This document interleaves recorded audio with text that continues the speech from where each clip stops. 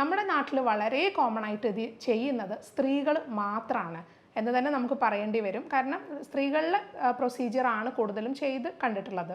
അതായത് അവർ ഒരു ട്യൂബെക്ടമി ചെയ്യും. ട്യൂബെക്ടമി ചെയ്യുന്ന സമയത്ത് സ്ത്രീകളുടെ ട്യൂബ്സ്, ഫെലോപ്പിയൻ ട്യൂബ് കട്ട് ചെയ്ത് ലിഗേറ്റ് ചെയ്യുന്ന ഒരു പ്രൊസീജിയറാണ് ട്യൂബെക്ടമി എന്ന് പറയുന്നത്. ചില ആൾക്കാരിൽ ഒരു കുറച്ച് നാളത്തേക്ക് പെയിൻ നിലനിൽക്കുക, ഒരു ബോൾസിൻ്റെ ഭാഗത്ത് കൂടുതൽ വേദന നിലനിൽക്കുക, ചിലർക്ക് നീര് വരിക, പിന്നെ ഹൈഡ്രോസീൽ, നീർക്കെട്ട് പോലുള്ള ബുദ്ധിമുട്ടുകൾ ആ ഭാഗത്ത് അനുഭവപ്പെടുക.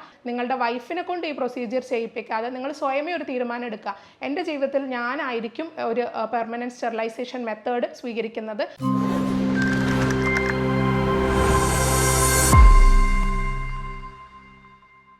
നമസ്കാരം.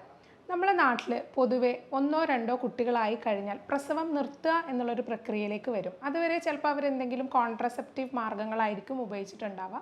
പക്ഷേ ഹസ്ബൻഡും വൈഫും സ്ഥിരമായിട്ട് താമസം തുടങ്ങുന്ന സമയത്ത് ഒരുമിച്ച് തന്നെ നിൽക്കുന്നത്. പലരും പ്രവാസത്തിലായിരിക്കും. ആ സമയത്തൊന്നും ഒക്കെ കോൺട്രസെപ്റ്റീവ്സ് ആയിരിക്കും അവർ യൂസ് ചെയ്യുന്നത്.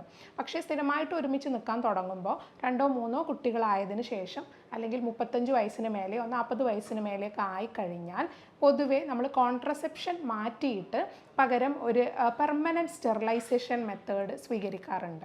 നമ്മുടെ നാട്ടിൽ വളരെ കോമൺ ആയിട്ട് ഇത് ചെയ്യുന്നത് സ്ത്രീകൾ മാത്രമാണ് എന്ന് തന്നെ നമുക്ക് പറയേണ്ടി വരും. കാരണം സ്ത്രീകളുടെ പ്രൊസീജിയറാണ് കൂടുതലും ചെയ്ത് കണ്ടിട്ടുള്ളത്. അതായത് അവർ ഒരു ട്യൂബെക്ടമി ചെയ്യും. ട്യൂബെക്ടമി ചെയ്യുന്ന സമയത്ത് സ്ത്രീകളുടെ ട്യൂബ്സ്, ഫെലോപ്പിയൻ ട്യൂബ് കട്ട് ചെയ്ത് ലിഗേറ്റ് ചെയ്യുന്ന ഒരു പ്രൊസീജിയറാണ് ട്യൂബെക്ടമി എന്ന് പറയുന്നത്. അതായത് ഓവറീസിൽ നിന്ന്, ഇതിപ്പോൾ ഓവറി ആണെങ്കിൽ ഈ ഓവറിയിൽ നിന്ന് ഈ ട്യൂബ് വഴിയായിരിക്കും ഈ ഓവം യൂട്രസിനകത്തേക്ക് എത്തുന്നത്. അപ്പോൾ ഈ ട്യൂബ് അങ്ങ് കട്ട് ചെയ്ത് ലിഗേറ്റ് ചെയ്ത് കളഞ്ഞു കഴിഞ്ഞാൽ ആ ഓവത്തിന് ഇങ്ങോട്ട് യൂട്രസിലേക്ക് ട്രാവൽ ചെയ്യാൻ പറ്റില്ല. അങ്ങനെയാണ് ട്യൂബെക്ടമി ചെയ്യുന്നത്. ഇതേപോലെ തന്നെ ഒരു പെർമനൻറ്റ് സ്റ്റെറിലൈസേഷൻ മെത്തേഡ് ആണുങ്ങൾക്കുമുണ്ട്. അതിൻ്റെ പേരാണ് വാസെക്ടമി. ഇതൊക്കെ ഞങ്ങൾ പണ്ട് മെഡിക്കൽ കോളേജിൽ പഠിപ്പിച്ച സമയത്ത് എന്നെ പഠിപ്പിച്ച സാറ്, ഇപ്പോഴും ഞാനതൊക്കെ ഓർക്കുന്നത് എന്താണെന്ന് വെച്ചാൽ, ഇന്ന് നമ്മൾ ഈ വീഡിയോയിൽ ഈ കാര്യങ്ങൾ നിങ്ങൾക്ക് ഷെയർ ചെയ്യുമ്പോൾ ഇത് നമുക്ക് പഠിപ്പിച്ച ഒരു അധ്യാപകനെ നമ്മൾ ഓർക്കും. പ്രത്യേകിച്ച് ഞാൻ ഈ വീഡിയോ ചെയ്യുന്നത് ഒരു അധ്യാപക ദിനത്തിലാണ്. അതുകൊണ്ടാണ് ഞാനിത് പറയുന്നത്. ഇപ്പോൾ വാസെക്ടമി ഞങ്ങളെ പഠിപ്പിച്ച സമയത്ത് മറക്കാതിരിക്കാൻ വേണ്ടി അന്ന് സാറ് പറഞ്ഞതൊരു ടിപ്പുണ്ട്. വാസുക്കുട്ടൻ ടോമി എന്ന് പറഞ്ഞു. അങ്ങനെ പറഞ്ഞപ്പോൾ ഞങ്ങൾക്ക് അത് മെമ്മറിയിൽ നിന്ന് ഒരിക്കലും പോവാത്തൊരു അനുഭവമായിരുന്നു. ഇന്ന് ഞാനത് പറയുമ്പോൾ ആ സംഭവം ഞാൻ ഓർക്കുന്നുണ്ട്. അപ്പോൾ എല്ലാ അധ്യാപകർക്കും എല്ലാ ഗുരുക്കന്മാർക്കും നല്ലൊരു അധ്യാപക ദിനം ഞാൻ നേരുകയാണ് ഇതോടൊപ്പം. ഇനി നമുക്ക് നമ്മുടെ ടോപ്പിക്ക് കണ്ടിന്യൂ ചെയ്യാം. അപ്പോൾ വാസെക്ടമി എന്ന് പറയുന്നത് പുരുഷന്മാരിൽ ഇതേപോലെ ചെയ്യുന്ന ഒരു പ്രൊസീജിയറാണ് വാസെക്ടമി. അതായത് വാസ് ഡിഫറൻസ് എന്ന് പറഞ്ഞ ട്യൂബ്, ഈ ട്യൂബ് വഴിയാണ് സ്പേം ട്രാവൽ ചെയ്ത് യുറീത്രയിലേക്ക് എത്തുന്നത്. ആ ട്യൂബിനെ ഇതേപോലെ സ്ത്രീകളുടെ ട്യൂബ് കട്ട് ചെയ്യുന്ന പോലെ തന്നെ കട്ട് ചെയ്ത് ലിഗേറ്റ് ചെയ്യുന്ന ഒരു പ്രൊസീജിയറാണ് വാസെക്ടമി എന്ന് പറയുന്നത്. അപ്പോൾ വാസെക്ടമി ചെയ്യുന്നത് പുരുഷന്മാരിലും ട്യൂബെക്ടമി ചെയ്യുന്നത് സ്ത്രീകളിലുമാണ്. ഇനി ഇത് തമ്മിലുള്ള അന്തരം എന്താണെന്ന് നമുക്ക് നോക്കാം. എന്തുകൊണ്ടാണ് എപ്പോഴും സ്ത്രീകളുടെ പ്രൊസീജിയർ കൂടുതൽ പ്രിഫർ ചെയ്യുന്നതെന്ന് വെച്ചാൽ, സാധാരണ ഇപ്പോൾ ഒരു സെക്ഷൻ കഴിഞ്ഞ സ്ത്രീ, സിസേറിയൻ കഴിഞ്ഞ ഒരു സ്ത്രീ ഇപ്പം വരികയാണെങ്കിൽ 3rd സിസേറിയനൊക്കെ ആകുമ്പോൾ അവർക്ക് പ്രസവം നിർത്തണമെന്നുണ്ടെങ്കിൽ ആ ഒരു സർജറിയുടെ കൂടെ തന്നെ, ആ ഒരു ഓപ്പറേഷൻ്റെ കൂടെ തന്നെ ഇവർക്ക് ട്യൂബും കൂടെ അങ്ങ് ലിഗേറ്റ് ചെയ്ത് വിടും. അല്ലെങ്കിൽ പ്രസവ സംബന്ധമായ എന്തും സ്ത്രീകൾക്ക് തന്നെ, സ്ത്രീകളുടെ ബോഡിയിൽ തന്നെ ചെയ്യണം എന്നൊന്നുമില്ല. ഇത് പുരുഷന്മാർക്കും ചെയ്യാം. മാത്രമല്ല ട്യൂബെക്ടമിയെ കമ്പയർ ചെയ്യുമ്പോൾ വാസെക്ടമി ഒന്നും കൂടെ സിംപ്ലർ പ്രൊസീജിയറാണ്, കോസ്റ്റ് എഫക്റ്റീവ് ആണ്. അപ്പോൾ ഇത് നമുക്ക് ഒന്നും കൂടെ പ്രിഫർ ചെയ്യാവുന്നതാണ്. നമ്മുടെ നാട്ടിൽ ഇന്നും ആരും അത് അഡോപ്റ്റ് ചെയ്യാൻ തയ്യാറല്ല. പിന്നെ പ്രസവം, നോർമൽ സുഖപ്രസവമൊക്കെ നടന്നവരാണെന്നുണ്ടെങ്കിൽ 3-4 സുഖപ്രസവം കഴിഞ്ഞ് കഴിഞ്ഞാൽ അവർക്ക് പ്രസവം നിർത്തണം എന്നുണ്ടെങ്കിൽ തീർച്ചയായിട്ടും വീണ്ടും ഒരു ലാപ്രോസ്കോപ്പിക് പ്രൊസീജിയർ അവിടെ ചെയ്യേണ്ടതായിട്ട് വരുന്നുണ്ട്. ആദ്യം നമുക്ക് വാസെക്ടമി എങ്ങനെയാണ് ചെയ്യുന്നത് നോക്കാം. വാസെക്ടമി ചെയ്യാൻ വളരെ സിമ്പിളാണ്. അതിന് പ്രത്യേകിച്ച് പ്രിപ്പറേഷൻസിൻ്റെ ആവശ്യമൊന്നുമില്ല. അപ്പോൾ നിങ്ങൾ വാസെക്ടമി ചെയ്യാൻ ഉദ്ദേശിക്കുന്ന ഒരാളാണ് എന്നുണ്ടെങ്കിൽ ഇതൊരു പെർമനൻറ്റ് സ്റ്റെറിലൈസേഷൻ മെത്തേഡാണ്. അതായത് ഇത് വൺസ് ചെയ്ത് കഴിഞ്ഞാൽ ഇത് റിവേഴ്സൽ പോസിബിൾ അല്ല. നിങ്ങൾക്ക് പിന്നീട് കുഞ്ഞുങ്ങൾ വേണം എന്നുണ്ടെങ്കിൽ അത് ചെയ്യാൻ പോസിബിൾ അല്ല. അതിന് മറ്റ് പല മാർഗ്ഗങ്ങളുണ്ട്. അത് ഞാൻ വീഡിയോയുടെ അവസാനം പറയുന്നതായിരിക്കും. അപ്പോൾ നിങ്ങളിപ്പം എക്കോസ്പിരിൻ പോലുള്ള ടാബ്ലറ്റ്സ്, ബ്ലഡ് തിന്നിങ് മെഡിസിൻസ് ഏതെങ്കിലും എടുക്കുന്ന ഒരാളാണെന്നുണ്ടെങ്കിൽ ഒരു 2-3 ദിവസത്തേക്ക് ആ മെഡിസിൻസ് ജസ്റ്റ് ഒന്ന് സ്റ്റോപ്പ് ചെയ്യേണ്ടി വരും. അത്രമാത്രം. അത് നിങ്ങൾക്ക് ഡോക്ടർ കൃത്യമായ നിർദ്ദേശങ്ങൾ തരികയും ചെയ്യും. നിങ്ങൾ വാസെക്ടമി ചെയ്യാനായിട്ട് വീട്ടിൽ നിന്ന് പോവുകയാണെങ്കിൽ നിങ്ങൾക്ക് സാധാരണ രീതിയിലുള്ള എല്ലാ ഭക്ഷണങ്ങളും കഴിക്കാം. നിങ്ങൾ അഡ്മിറ്റ് ആവാൻ പോവുകയാണെന്നുണ്ടെങ്കിൽ അതിൻ്റെ തലേന്ന് നിങ്ങൾക്ക് എന്താണോ നിങ്ങൾ സ്ഥിരമായി കഴിക്കുന്ന ആ ഭക്ഷണങ്ങൾ കഴിക്കാം. നിങ്ങളുടെ കൃത്യമായ റുട്ടീൻസ് നിങ്ങൾക്ക് ഫോളോ ചെയ്യാം. അതിലൊന്നും ചേഞ്ച് വരുത്തേണ്ട ആവശ്യമില്ല. ഇനി നിങ്ങൾ ഹോസ്പിറ്റലിൽ എത്തിയാൽ തന്നെ നിങ്ങൾക്കൊരു കംപ്ലീറ്റ് അനസ്തേഷ്യയുടെ ആവശ്യമൊന്നുമില്ല. ഒരു ലോക്കൽ അനസ്തേഷ്യയിലൂടെ ചെയ്യാൻ പറ്റുന്ന ഒരു പ്രൊസീജിയറാണ് വാസക്ടമി. അപ്പോൾ ഇത് നിങ്ങൾ ചെയ്യുകയാണെങ്കിൽ സ്ക്രോട്ടത്തിൻ്റെ ഭാഗത്ത്, വൃഷങ്ങളുടെ ഭാഗത്ത് ചെറിയൊരു ഇൻസിഷൻ ഇടും. ആ കട്ടിലൂടെ ഈ വാസ് ഡിഫറൻസ് ജസ്റ്റ് ഒന്ന് പുള്ള ചെയ്തതിന് ശേഷം അത് കട്ട് ചെയ്ത് ലിഗേറ്റ് ചെയ്യുകയാണ് ചെയ്യുന്നത്. അപ്പോൾ ഈ പ്രൊസീജിയർ ഒരു 10 മിനിറ്റിൻ്റെ പണിയാണ്. ഇത് കഴിഞ്ഞ ഉടനെ തന്നെ പേഷ്യൻറ്റിന് എണീക്കാനും നടക്കാനും പോസിബിളാണ്. മാത്രമല്ല അന്ന് തന്നെ ഹോസ്പിറ്റലിൽ വിട്ട് പോവുകയും ചെയ്യാം. നിങ്ങൾ എപ്പോഴും ശ്രദ്ധിക്കേണ്ട ഒരു കാര്യം എന്താണെന്ന് വെച്ചാൽ, നിങ്ങൾ ഇത്തരത്തിലൊരു സർജറിക്ക് പോകുമ്പോൾ അത് മൈനർ ആയാലും മേജർ ആയാലും നിങ്ങൾ ഒറ്റയ്ക്ക് പോവാതിരിക്കുക, ഒറ്റയ്ക്ക് ഡ്രൈവ് ചെയ്ത് പോവാതിരിക്കുക. കൂടെ ഒരാളെ എപ്പോഴും കൊണ്ടുപോകാം. ബൈ ചാൻസ് എന്തെങ്കിലും ബുദ്ധിമുട്ടുകൾ അല്ലെങ്കിൽ വല്ല ബ്ലീഡിങ്ങോ ബുദ്ധിമുട്ടോ നിങ്ങൾക്ക് വരികയാണെങ്കിൽ ഒരാൾ നിങ്ങളുടെ കൂടെ ഉള്ളത് എപ്പോഴും നല്ലതായിരിക്കും. അപ്പോൾ പോകുമ്പോൾ ഒരാളെ കൊണ്ടുപോകാം. പ്രൊസീജിയർ കഴിഞ്ഞാൽ തിരിച്ച് ഒറ്റയ്ക്ക് ഡ്രൈവ് ചെയ്യാതിരിക്കുക, ഈ ബൈസ്റ്റാൻഡറെ കൊണ്ടുവരുന്നത്. അതുകൊണ്ടാണ് ഞാൻ നിർബന്ധമായിട്ട് പറയുന്നത്. ഇത് ചെയ്ത് കഴിഞ്ഞാൽ നിങ്ങൾക്ക് യാതൊരു വിധത്തിലുള്ള ബുദ്ധിമുട്ടും പിന്നീട് ഉണ്ടാവാൻ സാധ്യതയില്ല. ഇതിനെന്തെങ്കിലും കോംപ്ലിക്കേഷൻസ് ഉണ്ടോ ചോദിക്കാറുണ്ട്. അപ്പോൾ ഇതിൻ്റെ കോംപ്ലിക്കേഷൻസ് എന്ന് പറയുമ്പോൾ നമുക്കിപ്പോൾ 1000 പേര് ഇത് ചെയ്യുകയാണെങ്കിൽ ഒരാൾക്ക് ചിലപ്പം ഉണ്ടായേക്കാം. അത് നിർബന്ധമുള്ള കാര്യമൊന്നുമല്ല. വളരെ മൈനർ അളവിൽ ഇത് കോംപ്ലിക്കേഷൻസ് കാണിക്കാറുള്ളൂ. ഇനി ഉണ്ടാവുകയാണെങ്കിൽ തന്നെ കോംപ്ലിക്കേഷൻസ് ഇപ്പം ചിലപ്പോൾ ബ്ലീഡിങ് ആയിരിക്കാം, ചെറിയ രീതിയിലുള്ള ബ്ലീഡിങ് ആ സ്പോട്ടിൽ നിന്ന് വരാം. ഇനി അതിപ്പോൾ താൽക്കാലികമാണ്. നിങ്ങൾ അതിനുള്ള മെഡിസിൻസ് എടുത്ത് കഴിയുമ്പോൾ അത് ക്ലിയർ ആവുകയും ചെയ്യും. അതല്ല എന്നുണ്ടെങ്കിൽ പിന്നെ വരാവുന്നത് ഒന്നാണ് പെയിൻ. കുറച്ച് നാളത്തേക്ക്, അതും അപൂർവം ചിലരിലേ കണ്ടുവരുന്നുള്ളൂ, എല്ലാവർക്കും ഇതില്ല. അപ്പോൾ ചില ആൾക്കാരിൽ ഒരു കുറച്ച് നാളത്തേക്ക് പെയിൻ നിലനിൽക്കുക, ഒരു ബോൾസിൻ്റെ ഭാഗത്ത് കൂടുതൽ വേദന നിലനിൽക്കുക, ചിലർക്ക് നീര് വരിക, പിന്നെ ഹൈഡ്രോസീൽ നീർക്കെട്ട് പോലുള്ള ബുദ്ധിമുട്ടുകൾ ആ ഭാഗത്ത് അനുഭവപ്പെടുക. ഇതൊക്കെ 1000 പേരെടുക്കുകയാണെങ്കിൽ അതിലൊരാൾക്ക് ചിലപ്പോൾ വന്നേക്കാം, ചിലപ്പോൾ അതും ഉണ്ടാവില്ല. അങ്ങനെ ഒരു സാഹചര്യമാണുള്ളത്.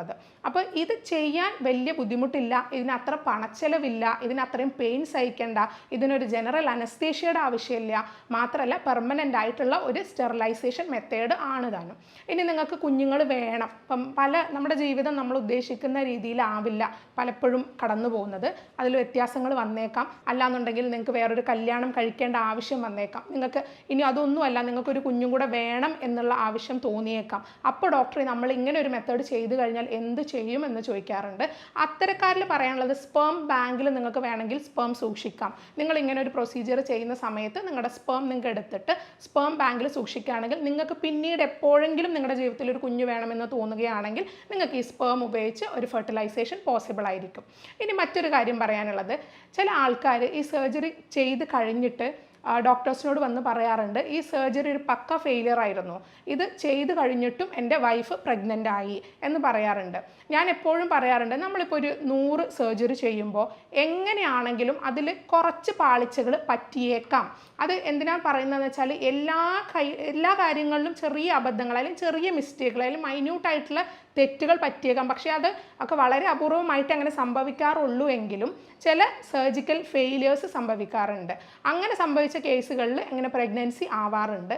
പക്ഷേ കൂടുതൽ പേർക്കും പറ്റുന്നൊരു അബദ്ധം എന്താണെന്ന് വെച്ചാൽ, ഇപ്പം നമ്മൾ ഈ ഒരു വാസക്ടമി ചെയ്തു കഴിഞ്ഞു, അതിനുശേഷം ഒരു 3 മാസം ചെയ്ത് കഴിഞ്ഞ് 3 മാസം നിങ്ങൾ ആദ്യത്തെ 3 മാസം ബന്ധപ്പെടുമ്പോൾ നിങ്ങൾ തീർച്ചയായിട്ടും കോൺട്രസെപ്റ്റീവ്സ് യൂസ് ചെയ്യണം. അതിലൊരു തർക്കമില്ല. കാരണം എന്താണെന്ന് വെച്ചാൽ നമ്മുടെ ബോഡിയിൽ ഓൾറെഡി ജനറേറ്റ് ആയ സ്പേംസ് ഉണ്ട്. നിങ്ങൾ വാസ് ഡിഫറൻസ് ആണ് കട്ട് ചെയ്തിട്ടുള്ളൂ, ഒരിക്കലും ടെസ്റ്റിക്കിൾസിൽ സ്പേം പ്രൊഡക്ഷൻ സ്റ്റോപ്പ് ആയിട്ടില്ല. സ്പേം പ്രൊഡ്യൂസ് ചെയ്തുകൊണ്ട് നിൽക്കുന്നുണ്ട്. അതിൻ്റെ മൂവ്മെൻറ്റിനെ മാത്രമാണ് ഇൻ്ററപ്റ്റ് ചെയ്തിട്ടുള്ളത്. അപ്പോൾ നിങ്ങളുടെ ട്യൂബിൽ എപ്പോൾ വേണമെങ്കിലും സ്പേംസ് ഉണ്ടായിരിക്കാം. ആ ആദ്യമേ പ്രൊഡ്യൂസ് ചെയ്ത സ്പേംസ് ഒരു പക്ഷേ പിന്നീട് നിങ്ങളുടെ ഒരു 10ഓ 20ഓ ആദ്യത്തെ ബന്ധപ്പെടലുകളിൽ ഈ സ്പേം യോനിയിലേക്ക് പ്രവേശിക്കുകയും ഫെർട്ടിലൈസേഷൻ സംഭവിക്കാനും സാധ്യതയുണ്ട്. അപ്പോൾ അങ്ങനെയാണ് കൂടുതൽ പ്രഗ്നൻസിയും പറ്റുന്നത്. അപ്പോൾ ഇതിന് നിങ്ങൾ ചെയ്യേണ്ടത് ആദ്യത്തെ 20 ബന്ധപ്പെടലുകൾ അല്ലെങ്കിൽ നിങ്ങൾക്ക് ഒരു കണക്ക് പ്രകാരം ആദ്യത്തെ 3 മാസം എപ്പോൾ ബന്ധപ്പെടുകയാണെങ്കിലും നിങ്ങളൊരു കോൺട്രസെപ്റ്റീവ് യൂസ് ചെയ്യുക. അത് സ്ത്രീകൾക്ക് ഡയഫ്രം പോലുള്ള കോണ്ടംസ് അവൈലബിൾ ആണ്, അത് യൂസ് ചെയ്യാം. മെയിൽ കോണ്ടംസ് യൂസ് ചെയ്യാം. അപ്പോൾ ഇതെല്ലാം യൂസ് ചെയ്ത് നിങ്ങൾ ആ ഒരു ആദ്യത്തെ 3 മാസം ബന്ധപ്പെടുമ്പോൾ സുരക്ഷിതമായിട്ട് ഇരിക്കാൻ ശ്രദ്ധിക്കാം. പിന്നെ ഇത് ചെയ്തു കഴിഞ്ഞാൽ എന്തൊക്കെ ശ്രദ്ധിക്കണം എന്ന് ചോദിക്കാറുണ്ട്. ഇപ്പോൾ വാസെക്ടമി ചെയ്ത് കഴിഞ്ഞ് ഒരാൾക്ക് അന്ന് തന്നെ ഹോസ്പിറ്റലിൽ വിട്ടു പോവാമെന്ന് ഞാൻ പറഞ്ഞു. പിന്നെ അവർ ശ്രദ്ധിക്കേണ്ടത്, നിങ്ങൾക്ക് ഈ ആദ്യത്തെ 24 മണിക്കൂർ ചിലപ്പം ചെറിയ ബ്ലീഡിങ്, പെയിന് അതെല്ലാം ഉണ്ടാവാം. അതിന് പെയിൻ മെഡിക്കേഷൻസ് ഒക്കെ ഉണ്ടാവും. അത് കഴിഞ്ഞ് 24 hours കഴിഞ്ഞാൽ നിങ്ങൾ എന്ത് ജോലിയാണോ ചെയ്തുകൊണ്ടിരുന്നത് ആ ജോലിയിൽ നിങ്ങൾക്ക് തുടരാൻ സാധിക്കും. അപ്പോൾ നിങ്ങൾക്ക് ഏത് ജോലിയാണെങ്കിലും, എക്സസൈസ് ഉള്ള നല്ല ഫിസിക്കൽ സ്ട്രെയിൻ ഉള്ള ജോബ് പോലും നിങ്ങൾക്ക് ചെയ്യാം. അതിനൊന്നും യാതൊരു തടസ്സവുമില്ല.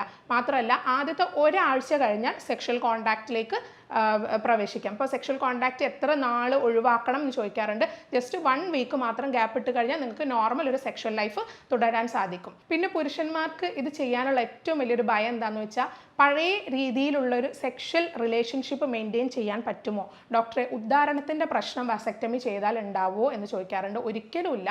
ഉദ്ധാരണവും വാസെക്ടമിയും തമ്മിൽ യാതൊരു ബന്ധവുമില്ല. അതുകൊണ്ട് തന്നെ ഈ സർജറി ചെയ്ത് കഴിഞ്ഞാൽ നിങ്ങൾക്ക് ഉദ്ധാരത്തിൻ്റെ പ്രശ്നമോ അല്ലെങ്കിൽ മറ്റെന്തെങ്കിലും സെക്ഷൽ കംപ്ലയിൻസോ വരാനുള്ള സാധ്യത വളരെ കുറവാണ്.